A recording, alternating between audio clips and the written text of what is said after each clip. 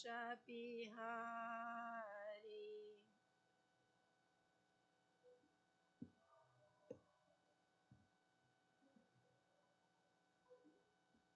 Gopi Jana Vallabha Girivaradari.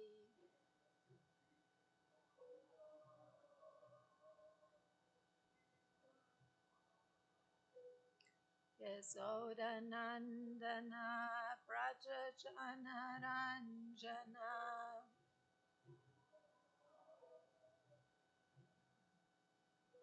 Yamuna Tira Vanachari.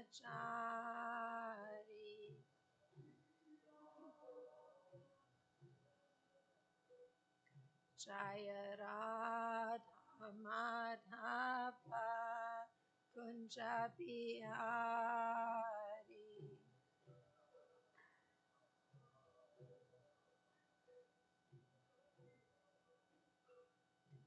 Gopi Jana Vallabha Girivaradari.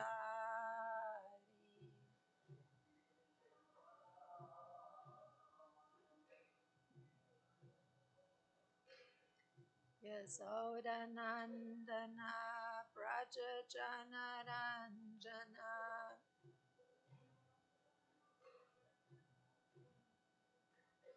Yamuna Tira Vanachari.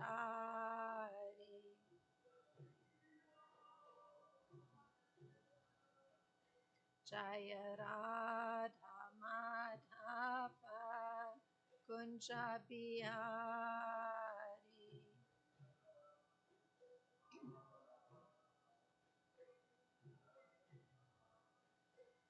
Gopi Jana Vallabha Girivaradari.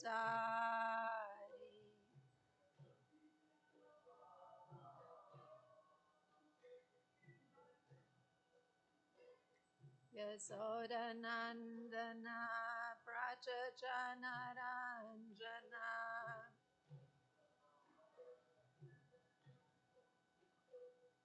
Yamuna Tira Vanachari.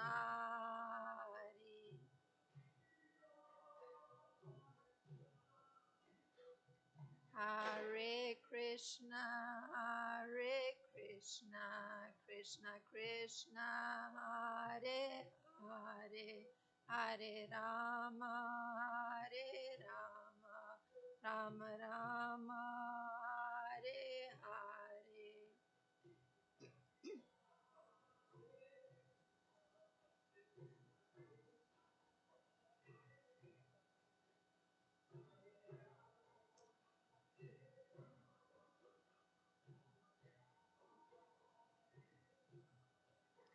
Hare Krishna, Krishna Krishna, Hare Hare, Hare Rama, Rama Rama, Hare Hare.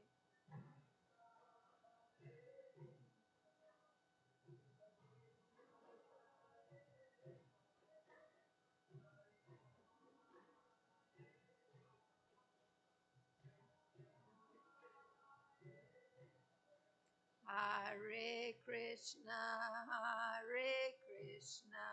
Krishna Krishna, Hare Hare, Hare Rama, Rama Rama, Hare Hare.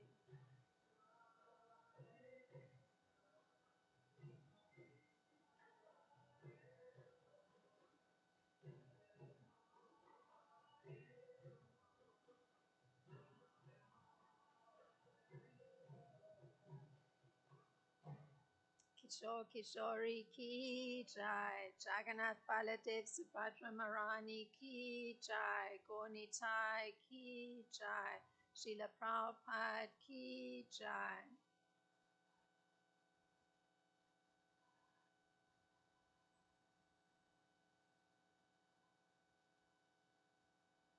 Om Namo Bhagavate Vasudevaya.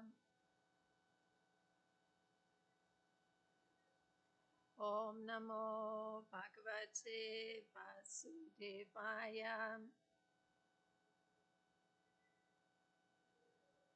Om Namo Bhagavate Vasudevaya. Good morning. We're reading from Canto 10, Chapter 87, Text 3.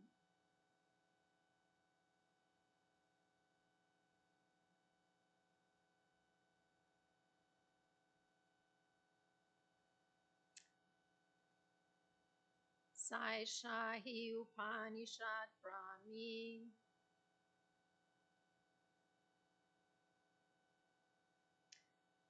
Purvesham Purvajartrita. Shradaya Darayetyastam. Shemam Gachet Akinchana. Sai Shahi Upanishad Brahmi. Purvesham Purvajartrita. Shradaya Darayatyastam. Sheman Gachet Akinchana. Sai Shahi Upanishad Brahmi. Purvesham Purvajartrita. Shradaya Darayetyastam. Shemam Gachet Akinchana. Please chant.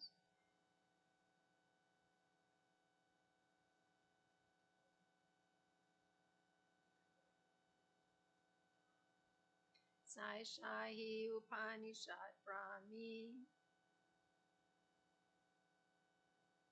Purvesham Purvajartrita. Shradaya Darayetyastam. Shemam Gachet Akinchana.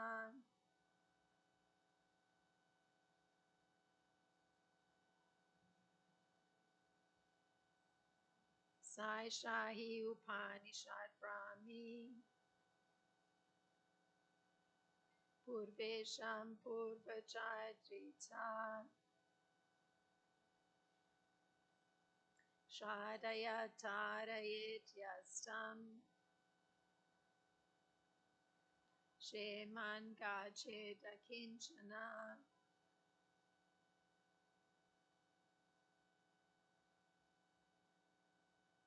Sai Shahi Upanishad Brahmi. Purvesham Purvajartrita. Shradaya Darayetyastam.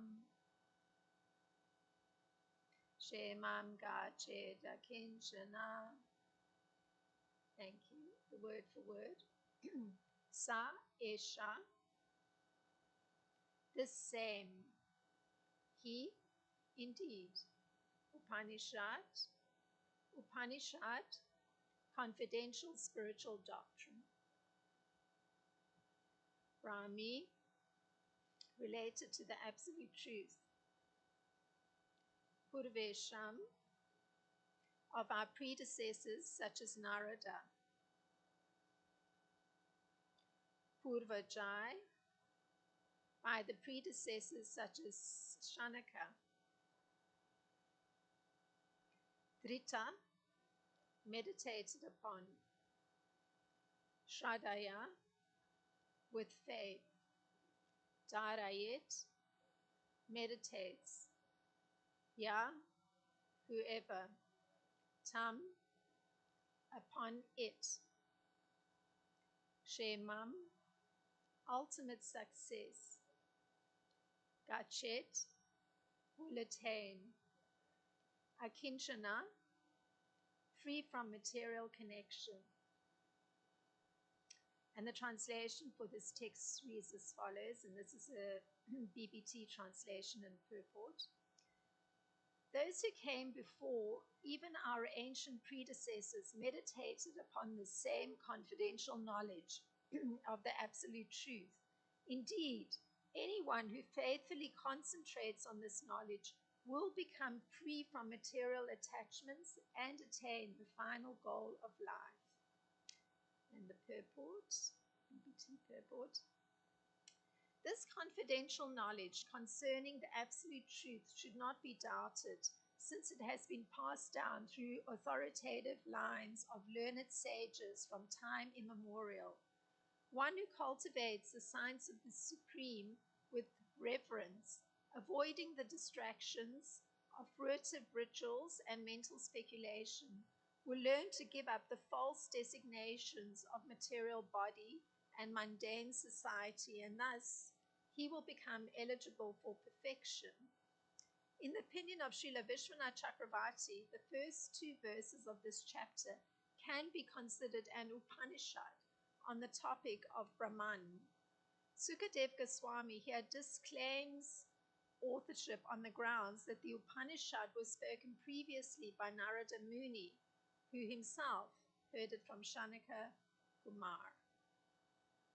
Om Jnana-timirandasya Gyananjana Shlakaya Chakshurunmilitam Yena Tasmai Shri Gurave Namaha Shri Chaitanya Manopistam Stapitam Yena Bhutale Swamipakadamayam Dadati Svapadantikam Vandeham Shri Guru Shri Yuta Padakamalam Shri Gurum Vaishnavam Shri Rupam Sagrajatam Sahagana Ragatam Vitam Sajivam Sadvaitam Savadutam Parijana Saitam Krishna Chaitanya Devam Shri Radha Krishna Padan Sahagana Lalita Shri Vishaka Vitam Shah.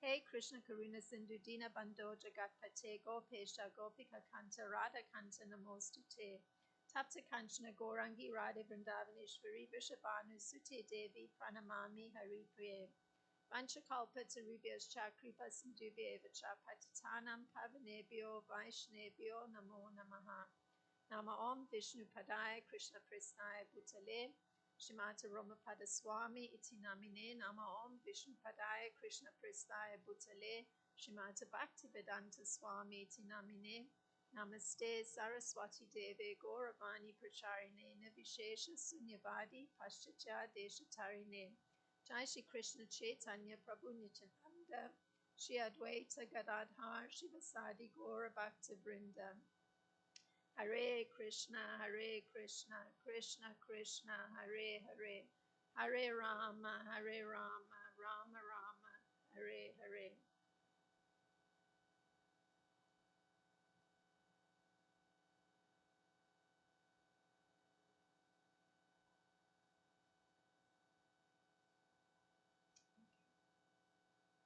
So, this particular verse that we've just read today is referring to the previous two verses, text 1 and 2, of this chapter entitled The Prayers of the Personified Vedas. So, these two texts that were referred to, they're considered to be confidential knowledge of the absolute truth. So it's very confidential knowledge. You all happen to be sitting here in the class, so you're going to hear this very confidential knowledge. And if one concentrates faithfully on this knowledge, one will become free from material attachments and will attain the final goal of life. That's what this verse states today. So, for your benefit, concentration. So, Srila Vishwanath Chakravarti Thakur points to the position that Srila Sukadev Goswami, because he's the narrator of this verse, so Srila Sukadev, he points to the fact that Srila Sukadev Goswami takes a particular position. So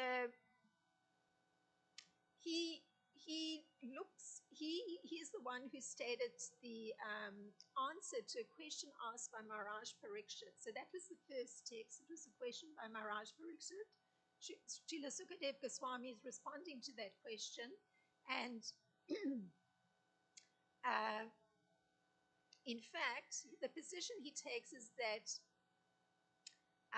this question and answer of the two texts can be considered to be an Upanishad. So like a sacred text, actually. Just the two verses are considered to be like a sacred text on the topic of Brahman. So it could be called the Brahma Upanishad, just two verses. Quite extraordinary.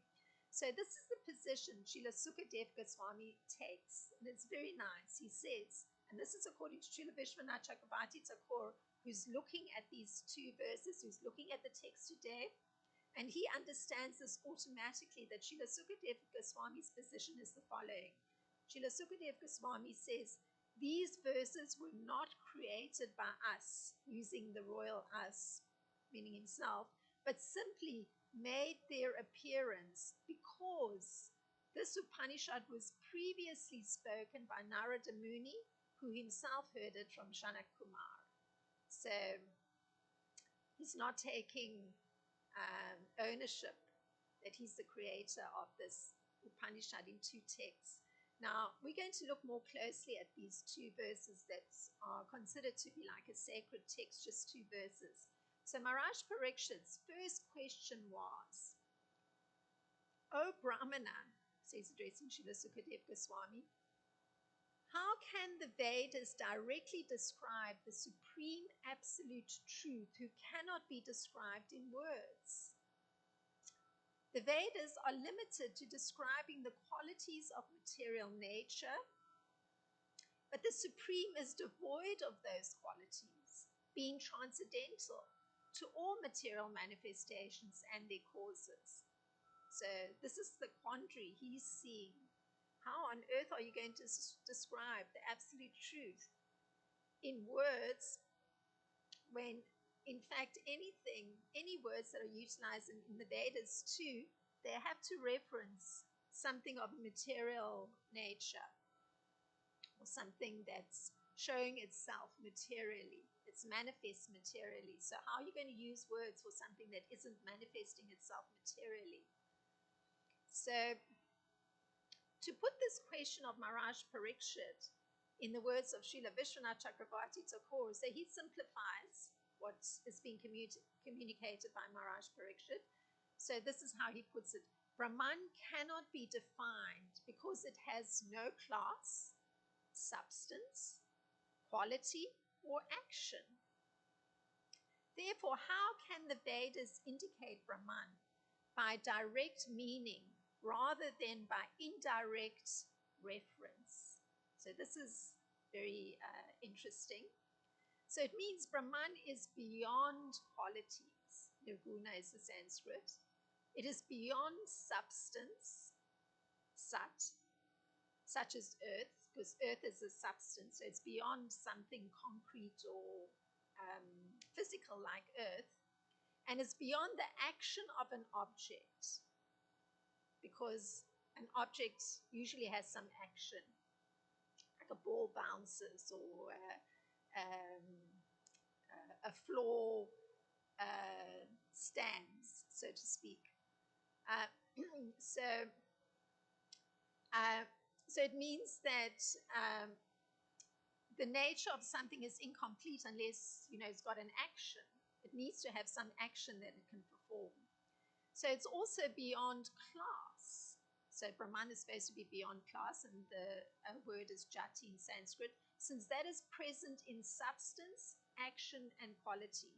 So you can grade something if it's got some substance, if it's got some action, and if it's got some quality. But now, Srila Vishwanath is saying, well, Brahman doesn't have class, it doesn't have substance, it doesn't have action, it doesn't have quality.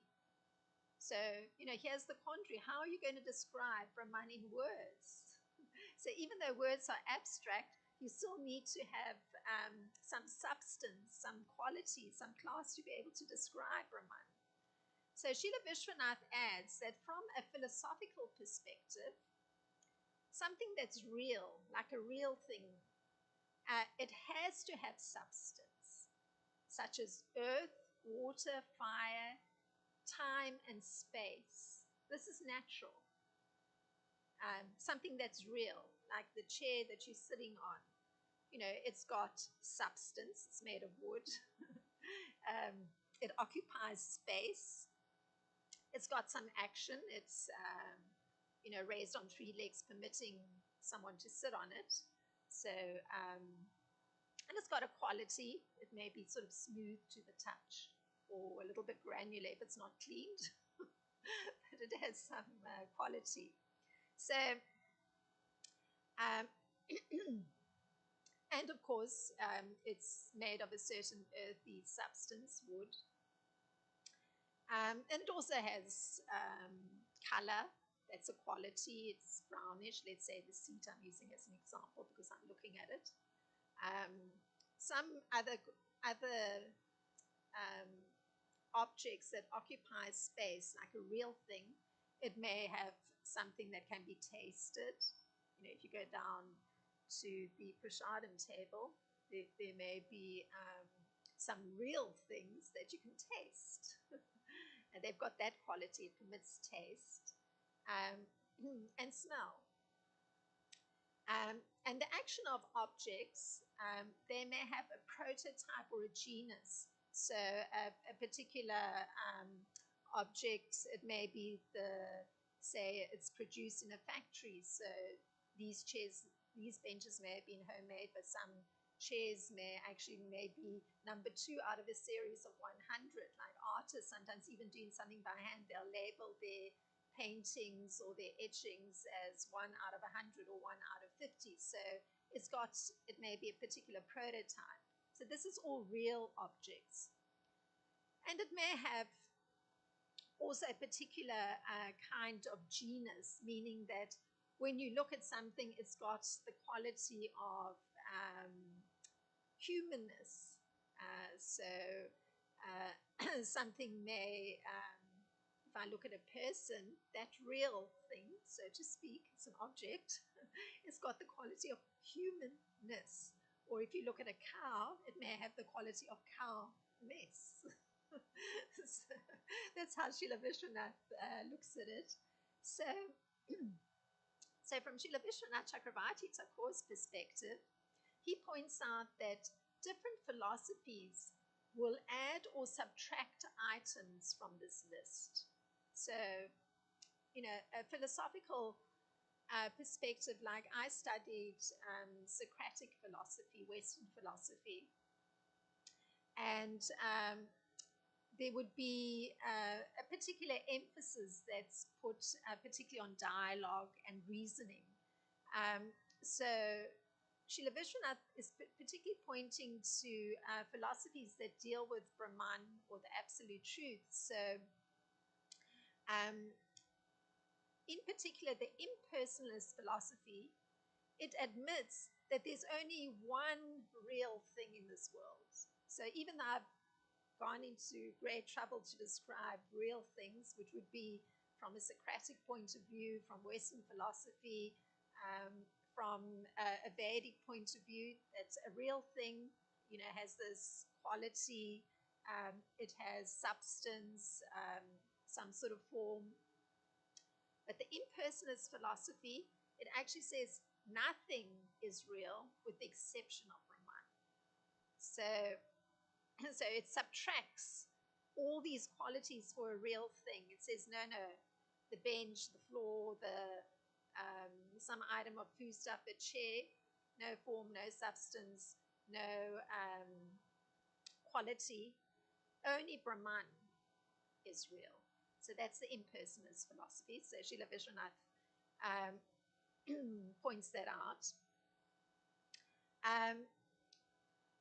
So from a Western, let's say, philosophical point of view, the Socratic point of view, one needs to make a distinction between a person and a thing.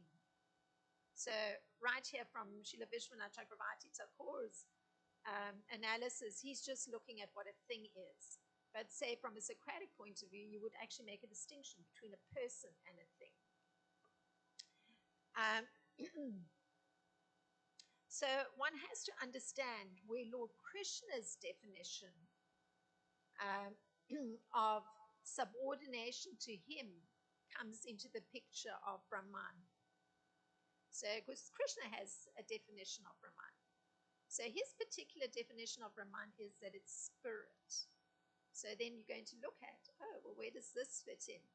Real thing? Real person? No, where does it fit in? So this is how Krishna defines Brahman. I shall now explain the knowable. So he calls Brahman knowable.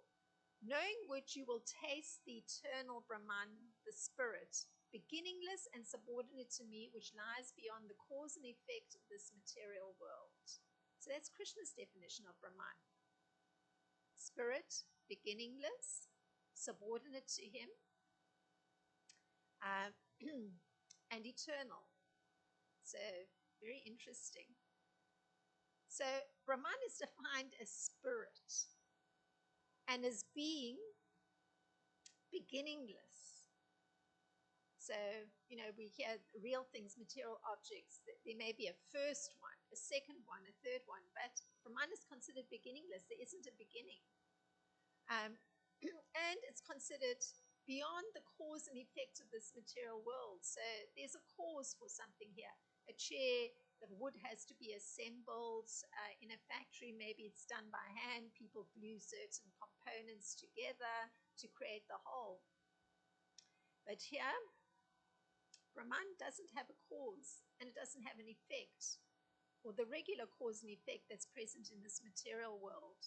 But yet it's subordinate to Lord Krishna. This is the information and the definition Lord Krishna gives of Brahman. So Srila Prabhupada defines what makes Brahman knowable, because that was the other quality, you could say, that's given of Brahman by Lord Krishna in his definition. And this is what he says. First, there's the soul and then the super soul. So he approaches Brahman by looking at what makes Brahman knowable. It's the soul and the super soul and their interaction. So to take a step back, there's a field of activities, kshetra. So everybody has, you may find if you observe very carefully, that in your life, there's certain activities or actions you have to perform. It's you perform those actions, somebody else may perform different actions. So according to, what your particular nature is, what abilities you're given, you've got a field of activity. So in your daily life, you'll notice your day is broken up in certain ways, and there's certain actions that you perform that are specific to the body that you're inhabiting. So that's the kshetra, the field of activities. And there are two knowers of this field of activity. And there's a process for knowing the knower of the field of activities. So you can know what your field of activities is, but then you have to also know that knower. So this is very interesting because this is how Srila Prabhupada's breaking it down. So the breakdown is as follows. First, so you're going to try to understand the knower of these field of activities. First, and that's how you're going to come to Brahman. So this is Srila Prabhupada's breakdown. First, there's a very materialistic realization of the Supreme Lord's, his energy, through one's dependence upon food. So that's the beginning realization of the energy of the Supreme, something that makes him noble. One realizes one is dependent on food stuff. And that in that food stuff, there's the energy of the Supreme because it gives nourishment and sustenance. It allows one to live. So this is called Annamaya. So that's the first means by which you can realize moving towards Brahman realization. Second, one may come to realize the Supreme in the living symptoms of forms, So when one looks at a bench, it's pretty inanimate. But then one looks at something that's animate. So a bird flies past the window. So that particular animate entity, one will look at the form, see the bird, it's shaped a particular way, and realize that it's got a living symptom. It's actually moving. It's free to fly. It's free to land on the ground. It's free to peck on the ground. So one can realize, it's got living symptoms, so there must be the Supreme that's actually directing it in a particular way. So this is pranamaya, where you realize spirit, the presence of spirit in life forms, pranamaya. Then the third way of realizing, and it's kind of sequential, the Supreme moving past just the living symptoms, one may come to look at, actually, humans think and they feel and they will things. There's like a conscious way of ordering things mentally. There's feelings, some emotions that are connected to the thinking. There's a willing. So one may actually come to think, there must be the presence of the Supreme that's allowing for all of this to take place on a very subtle level. So this is called Jnana-maya. You're getting some understanding of the presence of spirit or Brahman just through understanding the subtle functioning that's happening. Pranamaya, so that's a third way you can begin to realize the presence of spirit.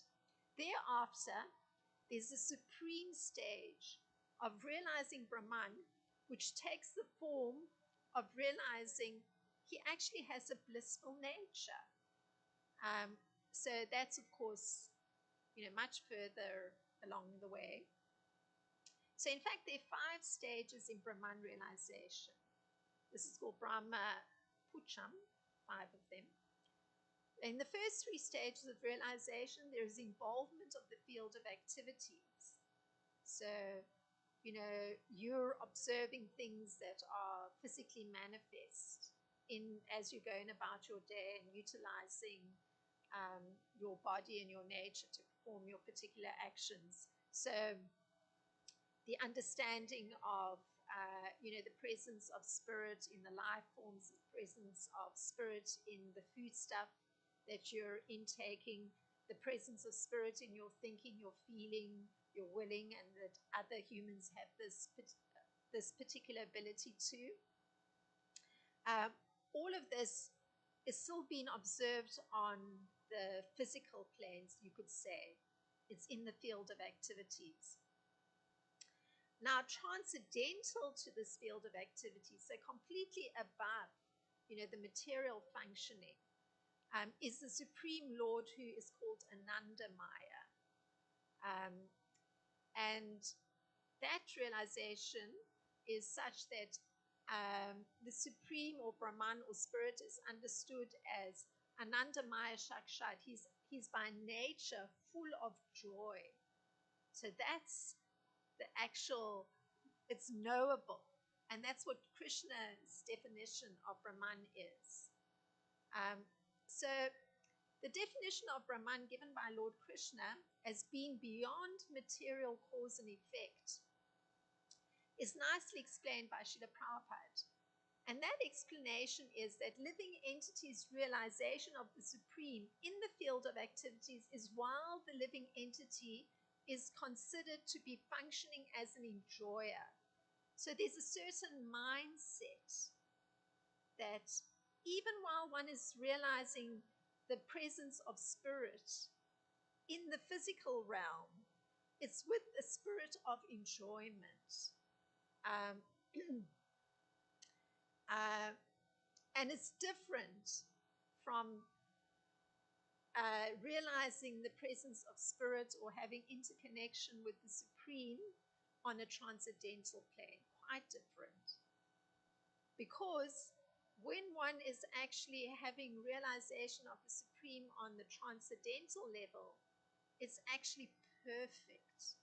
There's like a perfection that's present there. It's not being held up by all the limitations of one's senses, one's nature, one's incapacity to perceive everything all at once. All of that falls away when one is functioning in relationship with the Supreme and coming in contact with his joyful nature. So the latter, the Supreme Personality of Godhead, is the chief knower of the body and the master of the three modes of material nature. So that's stated, and Srila Prabhupada gives it that it's something that comes from the S.B.10.87.3 Upanishad. And this is how the S.B.10.87.3 Upanishad puts it. Pradhana Kshetra Jnanapatir Gunesha. So he's the chief knower of the body and the master of the three modes of material nature. So that's the part that allows for that understanding, that noble aspect of Brahman or spirit. It's through actually moving onto going first on the material level through one's observation in foodstuff, the living symptoms in other living entities, then the subtlety of thinking, feeling, and willing, and then finally moving to a transcendental space where one is actually in connection with that master of the three modes of material nature, the knower of the body. So our further interest is Srila Vishwanath having Srila Sukadev Goswami say that this question and its response were not created by him, but had been previously heard by Narad from Shanak Kumar.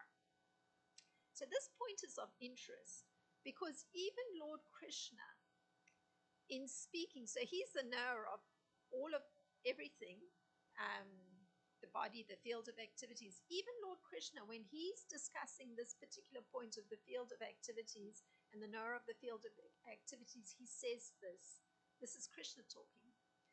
That knowledge of the field of activities is described by various sages in various Vedic writings. It is especially presented in Vedanta Sutra with all reasoning as to cause and effect. So even Krishna references previous authorities. So there's this point that learned scholars and standard authorities always give evidence from previous authorities. It's a standard procedure. You have to give evidence from previous authorities. So Srila Vishwanath, actually, I'm going to first comment that the example that Srila Prabhupada uses for just supporting what Lord Krishna has said is, he says, like, Srila Vyasadeva is one of those great sages. And he's referred to by Lord Krishna, since he's the author of the Vedanta Sutra, because that's what Lord Krishna says, by various sages in various Vedic writings, this knowledge of the field of activities. So he's actually referring to the author of the Vedanta Sutra, Vyasadeva. And Srila Prabhupada says that Krishna also refers to Parashara, the father of Vyasadeva, because this is what Parashara says. And Srila Prabhupada gives the translation. We, you, and I, and the various other living entities are all transcendental, although in material bodies. Now we are fallen into the ways of the three modes of nature according to our different karma. And as such, some are on higher levels and some are on of a lower nature. The higher and lower natures exist due to ignorance and are being manifested in an infinite number of living entities. But the super soul, who is infallible, is uncontaminated by the three qualities of nature and is transcendental. So even Lord Krishna uses this particular, it's a what would be the word? It's integral to making any statement. One has to reference evidence from previous authorities. And even Lord Krishna acknowledges this when he's talking about the field of activities. And Srila Prabhupada gives this example of when Krishna is making his statement about the knowledge of the field of activities is described by various sages. He acknowledges this, and so hence what Parashara Muni had to say. Now, the response to Maharaj Parikshit's question by Srila Sukadev Goswami is phrased in the following way by Srila Vishwanath Chakravarti Thakur. And this is how he has Srila Sukadev Goswami speaking. So this is the answer to Maharaj Parikshit's question. The Lord, Prabhu, created the intelligence, mind, senses, and prana of the jivas for their enjoyment. For their enjoyment, particularly of perceivable objects arising from their karma and for their causing actions leading to repeated births. So notice, every one of us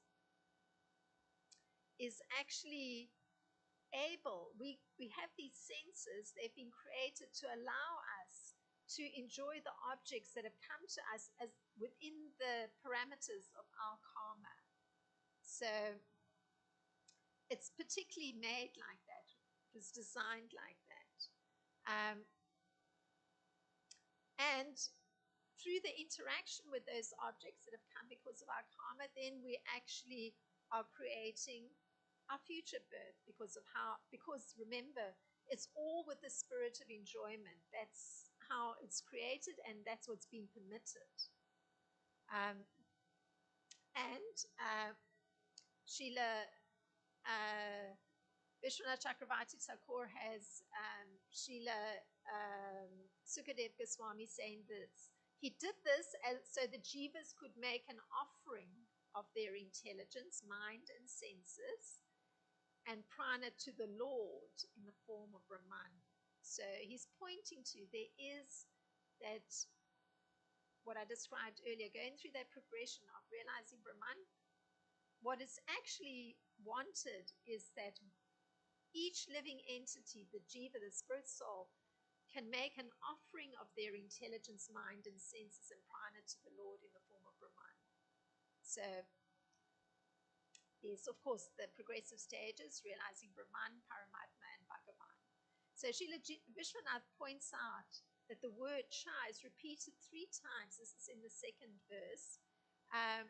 So it shows the importance of all that the Lord provides to the jiva. Not only the path of liberation, but also the path of gradual elevation through religious life and appropriate sense enjoyment.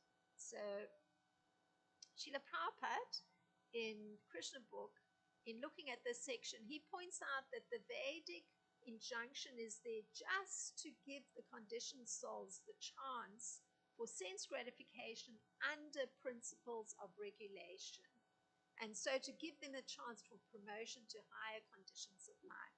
So it's very fortunate that these Vedic principles are there, because it guides the living entity who's been allowed to enjoy, but knowing how to regulate the enjoyment so that one can actually elevate the consciousness, and so in the future one's in a higher condition of life. So it's all very progressive. So Lord Krishna does a comparative breakdown. He compares the senses, the mind, and the intelligence, and this is how Lord Krishna looks at it. The working senses are superior to dull matter. Mind is higher than the senses. Intelligence is still higher than the mind. And he, the soul, is even higher than the intelligence. So this is all that one is carrying, being in this body, that's allowing for this enjoyment and allowing for the realization that's going to lead to higher consciousness and higher birth. So this was in Bhagavad Gita 3.42 that Lord Krishna does that breakdown. So this kind of breakdown, it can be explained in this way. The senses are superior to the body which is made of gross elements. The body is very gross: bones, blood, muscles. And the reason the senses are superior to the body is that they are the occupants of the body. That's how it's explained. They actually are occupying the body. So, we think of the eye as like a physical thing, or the ear as something physical. But in actual fact, the senses are occupying the body, and they actually are more subtle. And even when the gross body perishes, the subtle senses, they don't perish. They actually accompany the body. I mean, the soul together with the mind. It's actually, they're not destroyed. So that's why they're superior to the body, the gross body, because they're existing in a subtle form in the subtle body, and they continue with the soul after the material body is given up, and stay with the soul when entering a new body. Now, the mind is superior to the senses because the mind sets the senses into motion. So the mind allows the senses to go. So it's the root of the action of the senses, because the mind allows for the eyes to function in a particular way, to gravitate towards a particular object for enjoyment. So that's why it's considered superior to the senses, because it's acting, giving that impetus to the senses. So it's the root of the action of the senses in pursuing some sense object. And this is both during waking and during sleep. The mind is functioning that way. So the mind is the ruler, and the senses, they merge into the mind. So that's why the mind is superior to the senses. Now, intelligence is considered superior to the mind, and the reason being that the intellect functions in determining truth, which brings about the mental function of decision making. So that's what makes the intelligence superior to the mind that's ruling the senses. It's actually got an intellectual function, which means it's always looking for the truth. What's actually correct, what is the proper way. That's what the intelligence is doing. So it brings about that very subtle function of making a decision. Oh, I'm going to actually proceed on this course of action, or I'm not going to proceed on this course of action. That's the function of the intellect. That's why it's superior to the mind. So this discerning capacity of the intellect makes it superior to the mind, which has doubts. The mind has doubts. It's not clear. Because the existence of enjoyment from sense objects has to be verified before the action can take place. So it has to be verified. So that's what the intellect does. It allows the mind. It says, fine, you can proceed with this, or no, you can't proceed with that. So there's a verification. Like sometimes you see on some objects, there's a government stamp of approval because the government has evaluated, will this particular substance be beneficial or not beneficial to humans. So that's actually what the intellect does. It gives that verification process. Okay, mind, you can go ahead. So because it has that intellectual capacity of decision making. So Srila Baladev Vijayabhusan explains all this, all that I've just gone into. It's coming from Srila Baladev Vijayabhusan. So superior to the intelligence is the Jivatma, who's residing within the body, because its very form, the form of the Atma, is knowledge. It's called Chit Svarup. It's made of knowledge. That's how extremely subtle it is. And since realization of the Atma is distinct from the body, the senses, the mind, and intelligence, it's the cause of complete destruction of that lust that drives one towards enjoyment. So that's actually what coming into connect with the Atma, complete knowledge, allows for. It actually destroys that enjoyment spirit that's driving everything, that's driving the body, the senses, the mind, the intellect were doing its work. So knowledge is extremely powerful because it's separating one from that lustful enjoyment spirit. So the Atma is in fact the master of the body, the senses and the internal functions. So that's the breakdown given by Lord Krishna.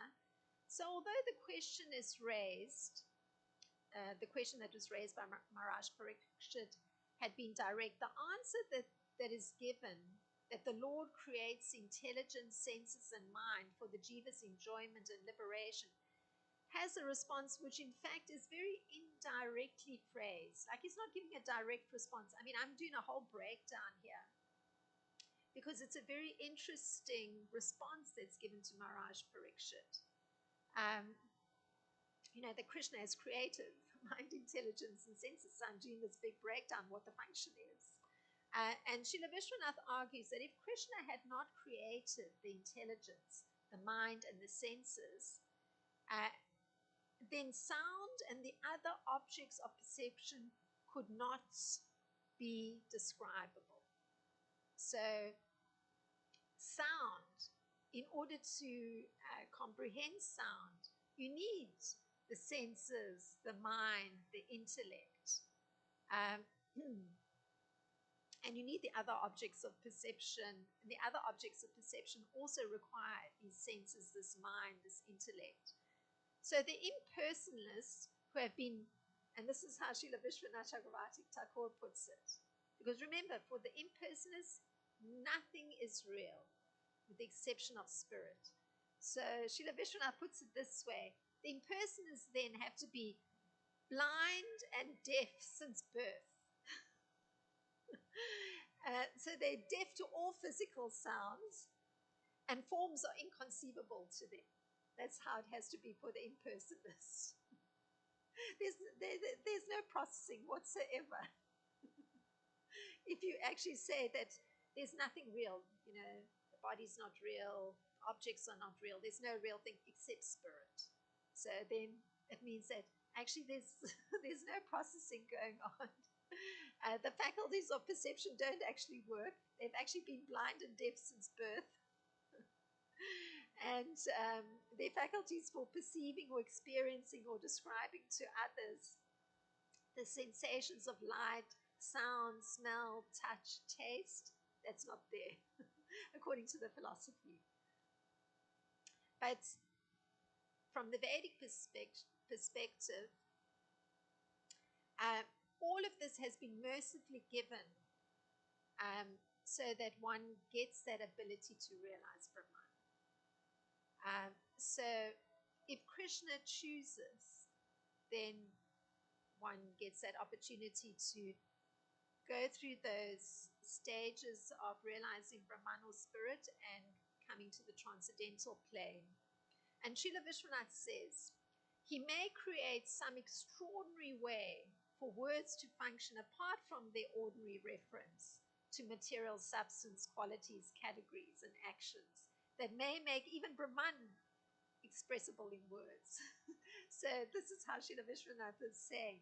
Actually, Krishna has so many remarkable ways of making things work that he could even create a way that Brahman could be expressed perfectly in words. And in fact, this kind of description is given by Krishna. So here are some of the words of Lord Krishna on this topic of Brahman. So this is Krishna speaking. Those whose minds are established in sameness and equanimity have already conquered the conditions of birth and death. They are flawless like Brahman, and thus they are already situated in Brahman. So that's a description in words by Lord Krishna talking about Brahman, and he's doing it from the perspective of looking at the mind. So since the mind had that particular capacity of like propelling the senses to move towards the action, towards finding the sense objects and experiencing the pleasure of the sense objects, now the realization of Brahman is such that the mind is actually in this state of equanimity. It's very peaceful. There's a sameness. It's not jumping around. There's a sameness and equanimity. So this describes the mind as being flawless like Brahman. The comparison is made. There's an equanimity, there's a sameness. And if the mind is like that, that's your clue that the person is realizing Brahman, or is situated in Brahman. That's how Lord Krishna puts it. So the subtle response of what Lord Krishna has provided links up perfectly with the initial question that was asked by Maharaj Parikshit. That it's through the symptom of equanimity of mind, the senses mind, intelligence being part of the response that was given by Srila Sukadeva Goswami, that one can understand who has attained Brahman realization. And so has utilized what Krishna has provided in order to conquer material conditions. So you can see it's actually a very clever response, but it requires this careful thought and analysis, usage of the intellect and usage of the knowledge of the soul to be able to understand. So as soon as one has entered the stage of equanimity, through realization of the self as soul, he's liberated from conditional life. So all that working of the regular working of the senses, the mind, the intellect, moving towards objects of enjoyment, all of that means that it's gone. The conditioned life is no longer there. And so one's not going to be subject to birth and death in the regular material world. So that's what the big change is that comes. So further symptoms of Brahman realization or being situated in transcendence are given by Lord Krishna. And this is what he says. A person who neither rejoices upon achieving something pleasant, nor laments upon attaining something unpleasant, who is self-intelligent, who is unbewildered, and who knows the science of God, is already situated in transcendence. So there's, in words, it's put what Brahman realization is by Lord Krishna. There's not rejoicing, so you don't get hyper excited because suddenly you've got some new object to enjoy. It's not there. You're not rejoicing upon achieving something pleasant, and neither are you getting into lamentation because of something distressing. You cut your toe or something. You don't start lamenting. The mind is very on that equanimity, that sameness plane. So there isn't rejoicing, there isn't lamenting. And there's that intelligence of the self, because one's carrying knowledge of the soul. So it means that one is unbewildered. You don't get all confused by things because you know the science of God. And one comes to be situated in transcendence because you're carrying that knowledge and you're always referencing that knowledge. So that's Lord Krishna's words, because that was the point. How do you describe Brahman? That's Lord Krishna's words, describing how you would identify being in that state of Brahman.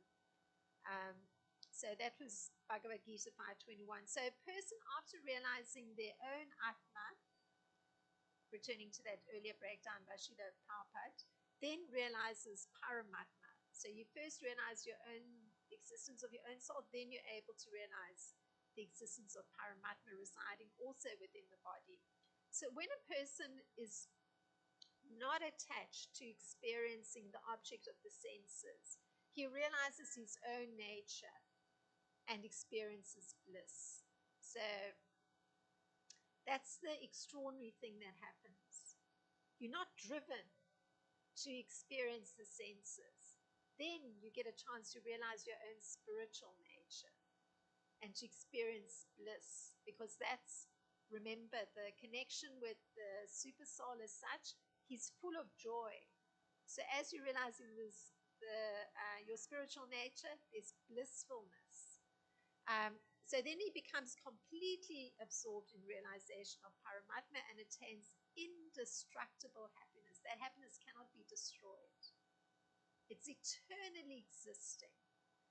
So there's a steadiness of mind, um, uh, and there's this buddhi or self-intelligence. There's always intelligence about connected to spiritual subject matter. So such a person is never bewildered by mistaking the gross body for the soul, nor does he accept the body as permanent, and he disregards and nor does he disregard the existence of the soul. So it's a whole shift in understanding, a whole different functioning. Because generally, if you look at persons who haven't been trying to realize spirit or Brahman, they are mistaking the gross body for the soul. You know, there's even some of the secular teachings are you're going to enjoy and you have visions of yourself looking the same way in the heavenly realm. You know, so it means that you are mistaking the body for the soul, and you also see the body as permanent if you're thinking in that kind of way. So it means you're actually disregarding the existence of the soul. So this knowledge elevates one to the position of knowing the complete science of the absolute truth. So just taking that position that one's trying to realize spirit, one's trying to know spirit, therefore one's trying to know the knowledge of the soul and the knowledge of the super soul, and bringing one into contact with both. So in this way, one really comes to know what one's constitution is perfectly, and one doesn't try to become one with the Supreme, which is the impersonalist view. So this is Brahman realization, and it's a kind of steady consciousness, which is called Krishna consciousness. So that was a breakdown. I mean, Srila Vishwanath Chakravarti Thakur goes even further, but this is how much was possible in the time we have. So, and I kept it sort of consistent on one area of his analysis. So if there's any thought to further the discussion, please feel free.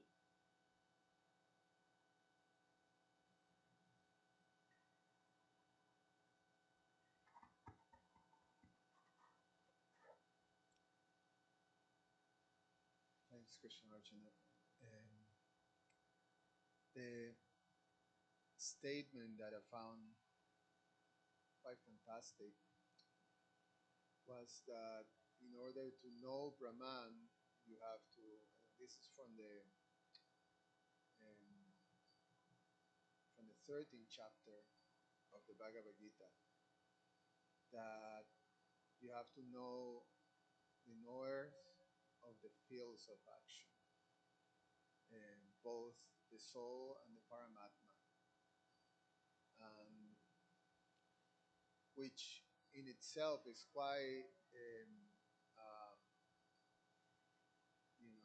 a guideline or an instruction that there's a process to be able to understand or to go to the space of understanding, and as such being able to describe uh, the Brahman.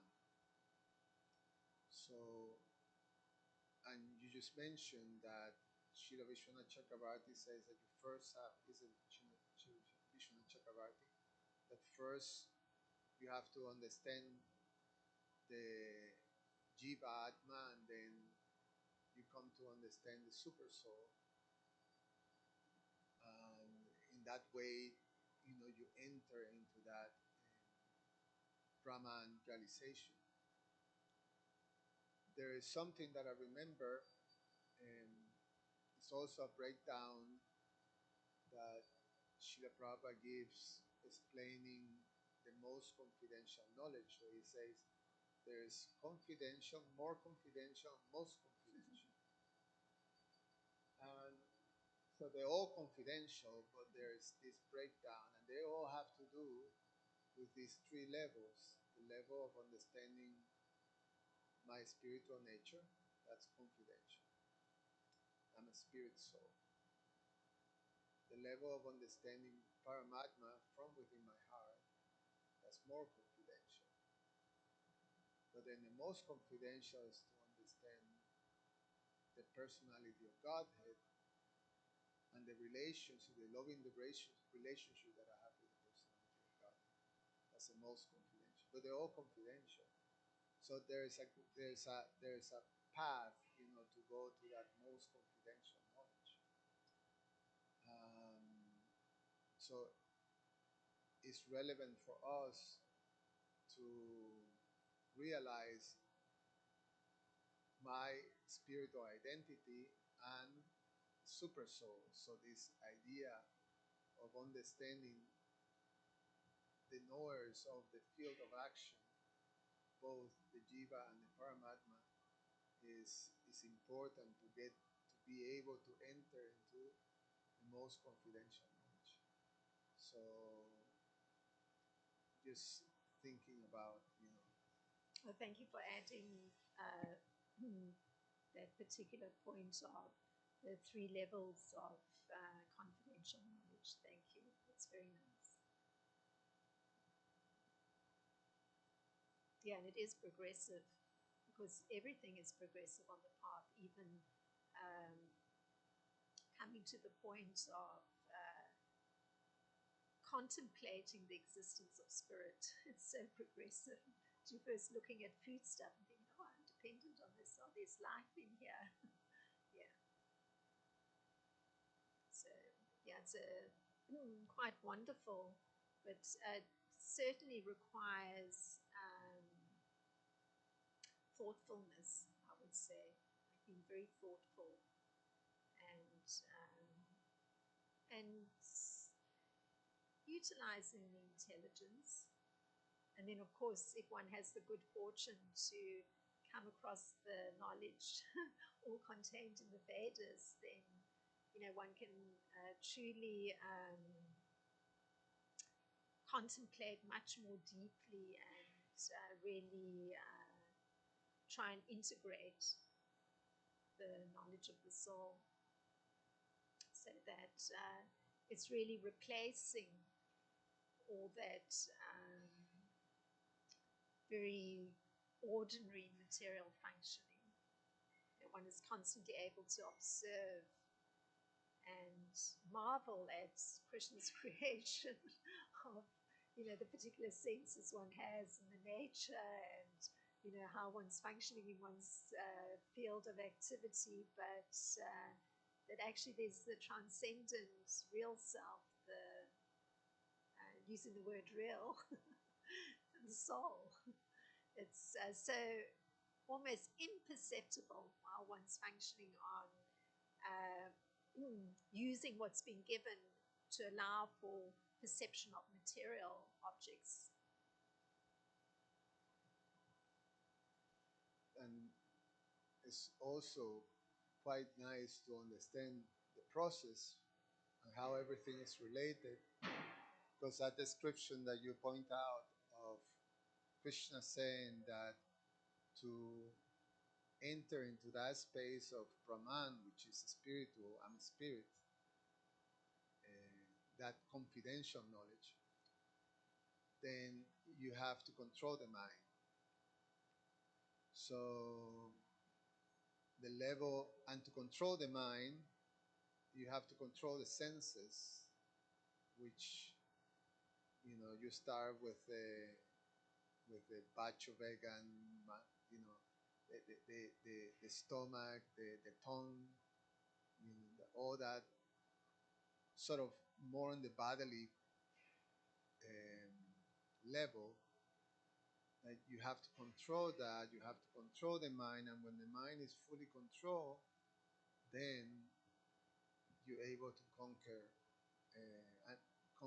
the whole bodily condition and enter into transcendence, the Brahma Buddha stage. So there is all these things that are there. So in one sense, very relevant for us is the process of controlling senses and mind and purifying them through the activities of devotional service of sadhana bhakti. So so there is all this process that is there to be able to receive the capacity to enter into transcendence. And once you enter into transcendence, then transcendence can be experienced and described and etc. etc.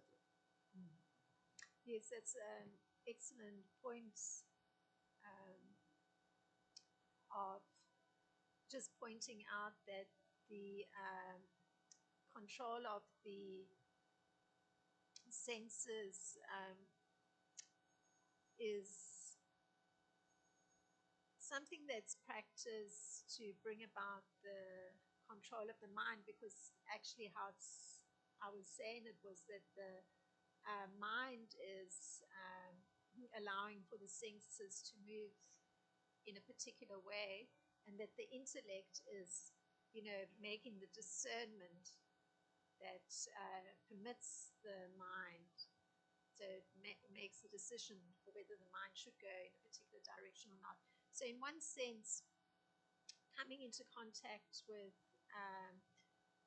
Krishna consciousness is that one's utilizing the intellect to have the mind get the go-ahead to move towards those objects that would normally be moved towards by the senses, but such that the objects that now the mind is moving towards are spiritualized things. So hence to the usage of spiritualized food stuff for the tongue, or spiritual subject matter for the ear, um, or spiritualized smelling of food stuff that's of being spiritualized. So that is one of the I guess you could say very direct methods for controlling that line, since everything's in a line, the tongue, belly, genitals, through this quite marvelous system of spiritualized sense objects that just the intellect has to make the decision to move towards. So, but thank you. That was a very nice reminder.